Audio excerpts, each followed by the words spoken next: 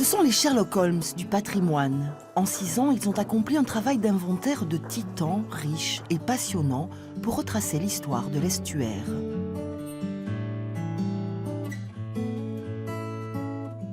L'exposition qui lui est consacrée est une invitation à découvrir cet espace fait de terre, d'eau et d'air.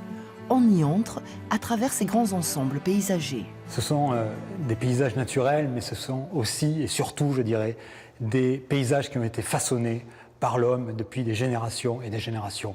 Et ce qu'on montre dans cette exposition, c'est comment depuis l'Antiquité, le Moyen-Âge, la période moderne, et ensuite, beaucoup plus récemment, comment les hommes ont façonné, ont transformé et ont finalement stabilisé ce paysage estuarien pour en faire ce qu'il est aujourd'hui.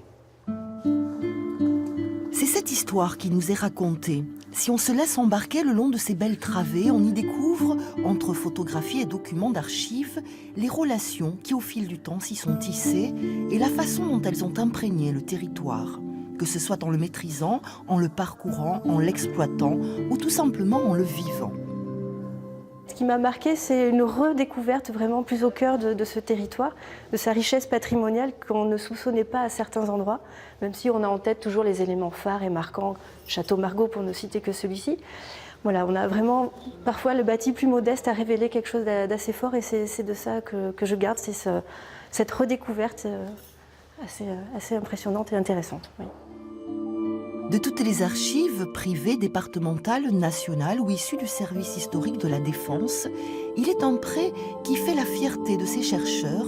C'est cette carte réalisée par l'ingénieur Desmarais en 1759.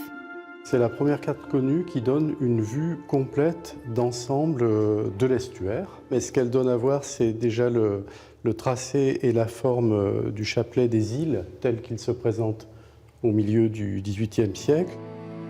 Une fois la visite achevée, on se prend à vouloir embrasser cet espace tout entier et d'aller, au gré des flots, sentir l'histoire, le traverser.